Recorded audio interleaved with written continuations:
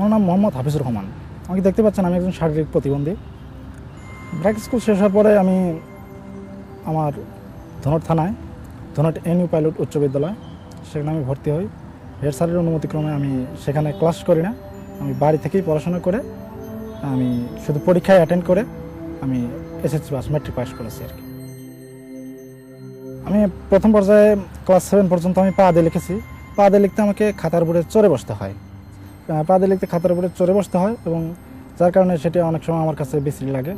তারপরে আমি ক্লাস 7-এর বার্ষিক পরীক্ষার পর আমি মুখ দিয়ে লেখার চেষ্টা করি এবং ফার্স্টে সাকসেসফুল, প্রথমে সফল, এবং এসএসসি পরীক্ষা আমি মুখ দিয়ে লিখিয়ে দিয়েছি।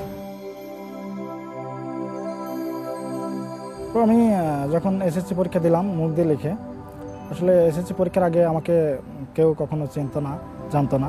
এসএসসি পরীক্ষা যখন দিলাম তখন বিভিন্ন মিডিয়া এবং সংবাদপত্র এগুলো যখন আমাকে নিয়ে প্রচারণা শুরু করলো, তখন আমাকে নিয়ে দেশব্যাপী একটা আলোচনা হয়ে গেল এবং সারা দেশে আমি মোটামুটি পরিচিত। যার কারণে আজ আপনার সাথেও আমাদের এই এসএসসি রেস ধরেই আমি পরিচিত। এনার সাথেও ফার্স্টে ঢাকায় মুসলিম এইডে আমি ওই এসএসসি পরীক্ষা পরই আমি পরিচিত হয়েছি।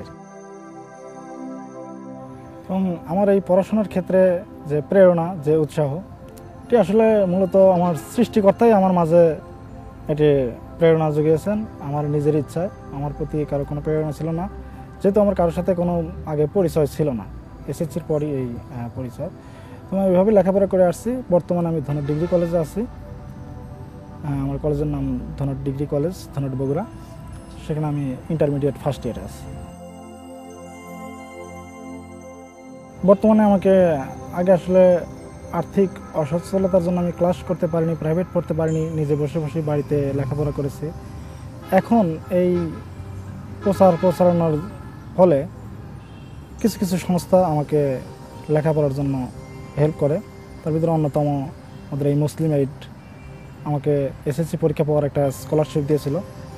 সেই টাকা দিয়ে আমি মোটামুটিভাবে লেখাপড়া চালিয়ে আসছি এবং ওনারা আমাকে আশ্বাস দিয়েছেন, ওনারা আমার পাশে থাকার আশ্বাস দিয়েছেন। আমি এইভাবে লেখাপড়া করে যাচ্ছি। মুসলিম এইড আমাকে সহযোগিতা করতেছে।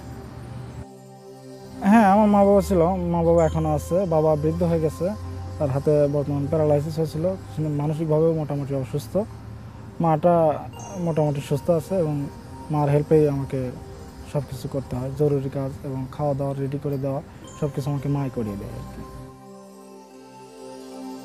আমি আসলে এটাই বিশ্বাস ছিলাম যে লেখাপড়া ছাড়া জীবনে উন্নত করার বা পরিচিত হবারও কোনো অবকাশ অন্য কোনো পথে নেই। লেখাপড়ার কোনো বিকল্প নেই, কথাটা বুঝতাম এবং আমি সেই টার্গেট নিয়েই আমি লেখাপড়া করেছি। এবং আমার ইচ্ছা ছিল যে আমি কোথাও থেকে হেল্প পাই আর না পাই, আমি আমার যতটুকু সম্ভব আমি চেষ্টা করে নিজের ইচ্ছায় কষ্ট করে লেখাপড়া করব। এবং আর অন্য কিছু না হলেও আমি অন্তত টিউশনি বা লেখাপড়া করে যেটুকু সম্ভব আমি সেভাবেই আমার ইনকামটা, বা আমি সমাজের বোঝা হয়ে থাকবো না, আমি লেখাপড়ার মাধ্যমেই আমি ভবিষ্যতে একটা কিছু করতে চাই, এরকমটা আমার মনোভাব ছিল। এবং আমি অলরেডি তখন 2-1 ছাত্র আজও হয়তো আমি পড়াচ্ছি, টিউশনি করেছি আর নিজে।